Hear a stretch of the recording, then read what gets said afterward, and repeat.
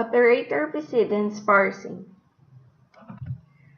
So, an operator grammar is a grammar that have the property that no production right side is empty or has two adjacent non-terminals. So, for example, this grammar is not an operator grammar because it has two adjacent non-terminals. Okay, so by deriving this grammar, we can obtain an operator grammar. And we now describe an easy-to-implement parsing technique called operator precedence parsing. Historically, the technique was described as a manipulation of tokens without any reference to an underlying grammar. In fact, once we finish building an operator precedence parser from a grammar, we may effectively ignore the grammar, using the non-terminals on the stack only as placeholders for attributes associated with the non-terminals. As a general parsing technique, operator precedence parsing has a number of disadvantages. For example, it is hard to handle tokens like the minus sign, which has two different precedences, like the unary minus sign. Okay, and worse, since the relationship between a grammar for the language being parsed and the operator precedence parser itself is tenuous, one cannot always be sure the parser accepts exactly the desired language. Finally, only a small class or grammars can be parsed using operator precedence techniques. Nevertheless, because of its simplicity, numerous compilers using operator precedence parsing techniques for expressions have been built successfully. Okay. We have three disjoint precedence relations.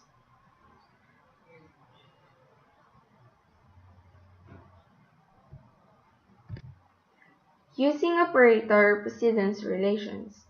So the goal is to limit the handle of a right centennial form. Less than will mark the beginning and greater than will mark the end, and equal will be in between. Since no two adjacent non-terminals appear in the right-hand side of any production, the same is true for any centennial form. So given this string, where each beta sub 1 is either a non-terminal or the empty string, we drop all non-terminals and we write the corresponding relation between each consecutive pair of terminals. So for example, in this production, using standard precedence, we can obtain this. And another example for this production, we can obtain this. Then scan the string to discover the first less than sign, greater than sign, then scan backwards, skipping equals, if any, until a less than is found. The handle is a substring delimited by the two steps above, including any in-between or surrounding non-terminals. For example, consider the centennial form, e plus e times e. We obtain $sign plus multiply $sign, and from the string, this using precedence relations, the handle is e times e. Okay, table construction of operator precedence.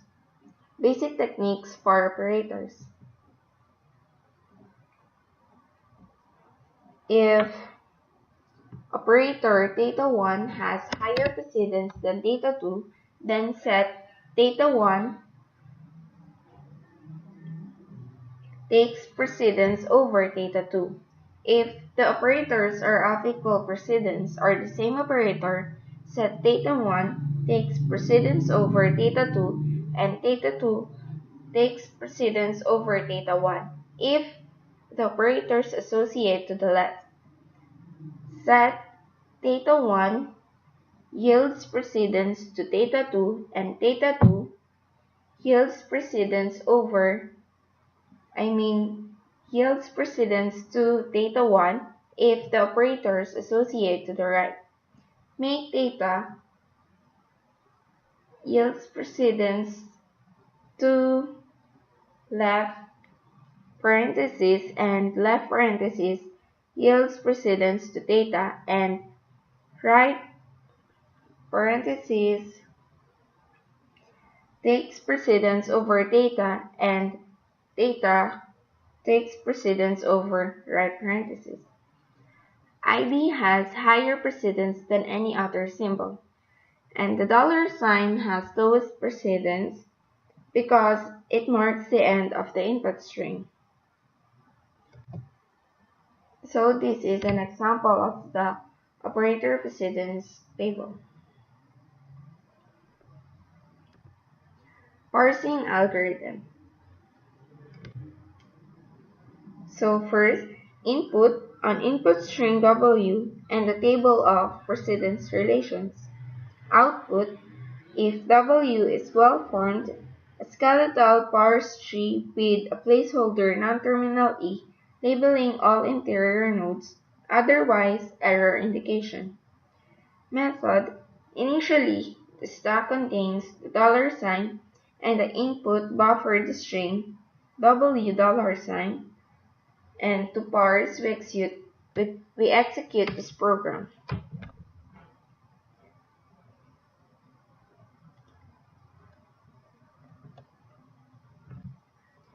Okay. For example, using the operator precedence relations table that we created in the first example,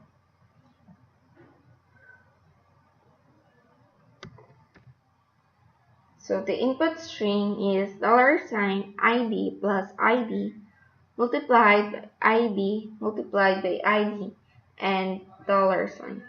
The position of IP will be colored red. Okay, the initial stack will have dollar sign and IP is pointing at dollar sign. The pointer will point to the next input and the precedence of dollar sign will be compared to the first ID. Dollar sign yields precedence to ID, therefore we push ID into the stack and increment the pointer. So remember, if the top of the stack is less than or yields precedence to the input string, we will push it onto the stack. If it is greater than or takes precedence over, we will pop it. Now we compare the top of the stack, which is the first ID, to the next input, which is the addition sign. ID takes precedence over the addition sign. This means we pop the stack and reduce ID to E. Now we compare the top of the current stack, which is the dollar sign, to the terminal being pointed by IP, which is the addition sign. Dollar sign yields precedence to addition sign, therefore we push addition sign to the stack and move IP to the next terminal. Then we compare the terminal on the top of the stack, which is the addition sign, to the terminal pointed by IP. Addition sign yields precedence to ID. Therefore, we push ID to the stack and move IP to the next terminal. Compare the top of the stack to the terminal being pointed by IP.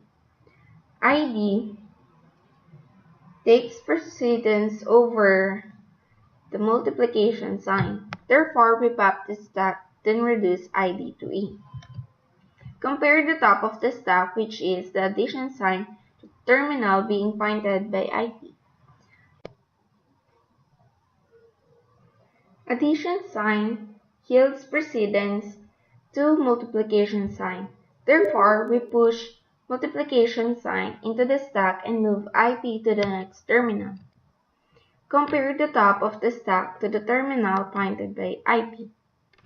Multiplication sign yields precedence to ID. We push ID to the stack and move IP to the next terminal.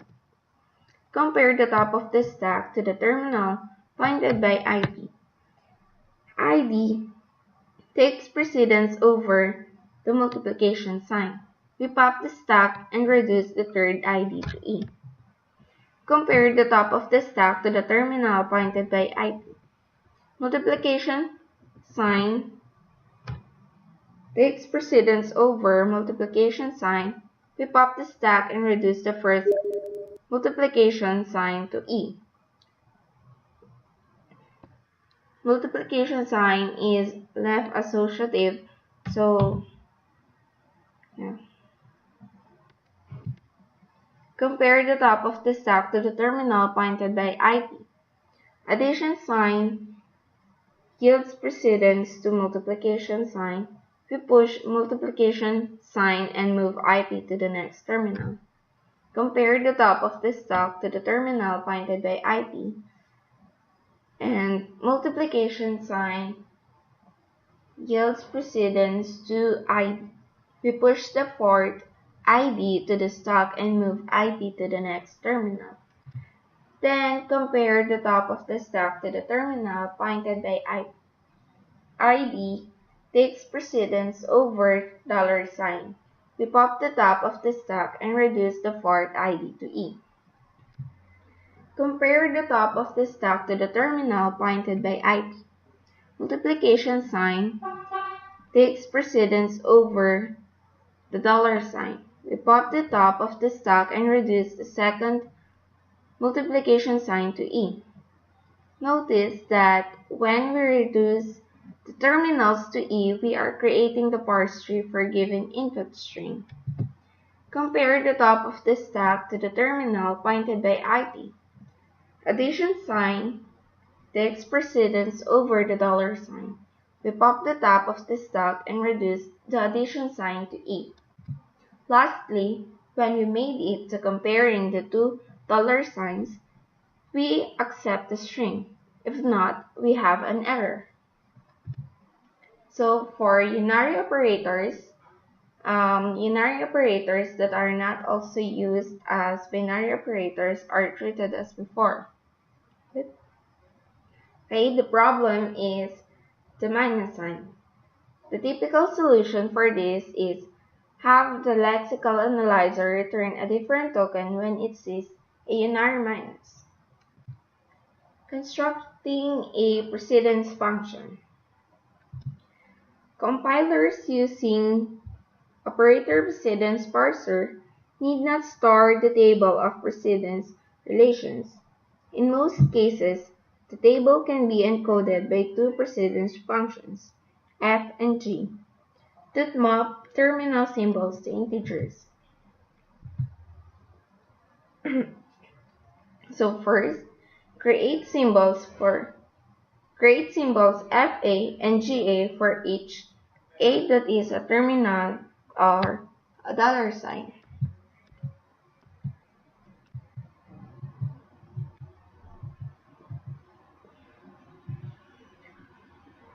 Partition the created symbols into as many groups as possible, in such a way that if A equals B, then F, A, and GB are in the same group.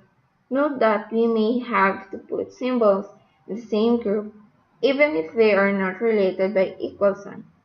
For example, if A equals B and C equals B, then FA and FC must be in the same group, since they are both in the same group as GB.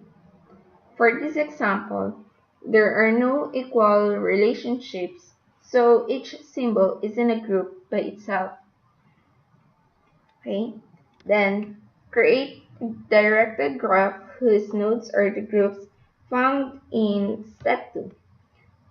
For any A and B, if A is less than B, place an edge from the group of GB to the group of FA.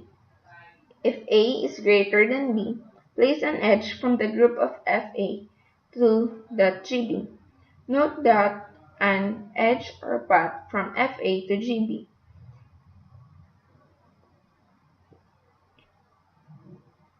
that FA must exceed GB. A path from GB to FA means that GB must exceed FA.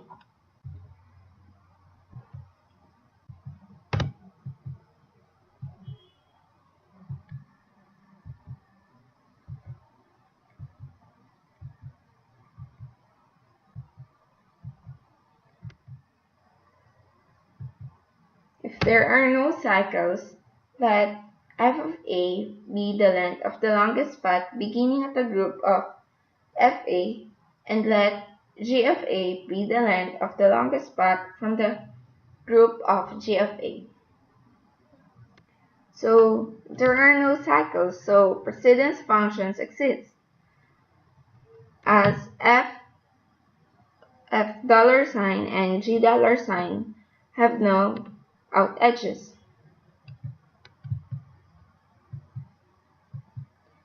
So this is the longest path for F. This is the longest path for G.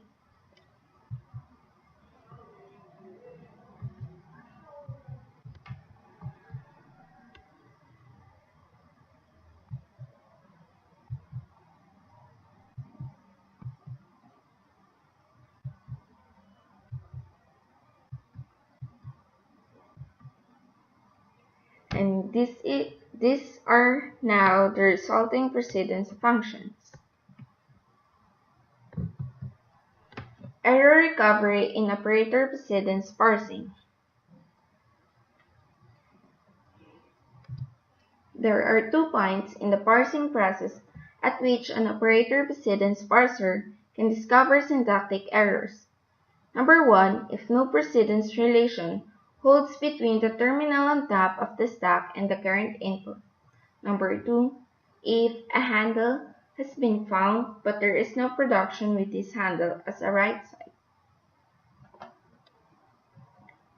We should observe that besides these points, there are no other points at which errors could be detected. When scanning down the stack to find the left of the handle in the operator precedence parsing algorithm as shown earlier, we are sure to find a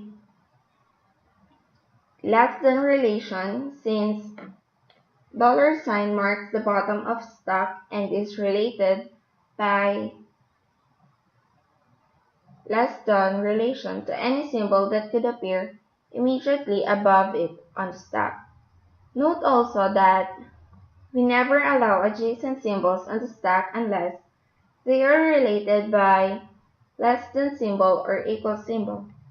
Thus, some steps from the algorithm must succeed in making a reduction. Handling errors during reductions. First, for example, the pop string is ABC, and there is no production right side consisting A, B, and C together with 0 or non-terminals, then we might consider if deletion of one of A, B, and C yields a legal right side.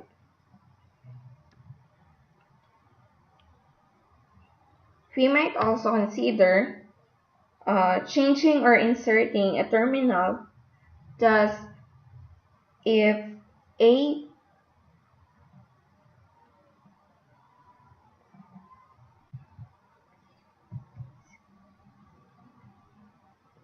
if AECE is the right side, we can issue a illegal B on line containing B. We might also consider changing or inserting a terminal. Thus, if A, B, capital E, D, C were a right side, we can issue a missing D on line containing C. We may also find that there is a right side with the proper sequence of terminals but a wrong pattern of non-terminals. So we can issue a missing E on line containing B. Okay. The checker does the following. If plus minus times divide or exponent sign is reduced, it checks that non-terminals appear on both sides. If not, it issues the diagnostic missing operand. If ID is reduced, it checks that there is no non-terminal to the right or left. If there is, it can warn missing operator. If parenthesis is reduced, it checks that there is a non-terminal between the parentheses. If not, it can say no expression between parentheses. Also, it must check that no non-terminals appears on either sides of the parentheses. If one does, it issues the same diagnostic missing operand. But if no production is close to the pop string, we can issue a general diagnostic to the effect that something is wrong in the current line. So, handling shift reduce errors. When consulting the precedence matrix to decide whether to shift or reduce, we may find that no relation holds between the top stack symbol and the first symbol. To recover, we must modify the stack, input, or both.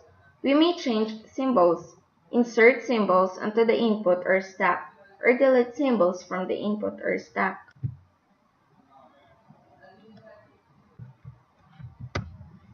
Consider this precedence matrix. In this figure, we show rows and columns of this matrix that have one or more blank entries, and we have filled in these blanks with the names of error handling routines. E1 when called when the whole expression is missing. Insert ID onto the input and issue a diagnostic missing operand. E2 called when expression begins a right parenthesis. Delete right parenthesis from the input and issue a diagnostic unbalanced right parenthesis. E3 called when ID or right parenthesis is followed by ID or left parenthesis. Insert plus onto the input. Issue a diagnostic missing operator. E4 called when expression ends with the left parenthesis. Pop left parenthesis from the stack and issue a diagnostic missing right parenthesis. Let us consider how this error handling mechanism would treat erroneous input ID plus right parenthesis. The first actions taken by the parser are to shift ID and reduce it to E. Now, to shift the plus, we now have the configuration. The stack has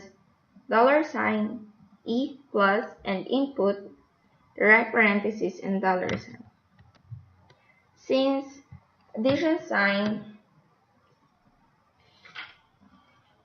is greater than parentheses, a reduction is called for and handle is addition sign. The error checker for reductions is required to inspect east to left and right. Finding one missing, it issues the diagnostic missing operand and does the reduction anyway. So now have the configuration. There is no precedence relation between $sign and the right parenthesis, and the entry for this pair of symbols is E2 that causes diagnostic unbalanced right parenthesis to be printed and removes the right parenthesis from the input. So now we have this configuration.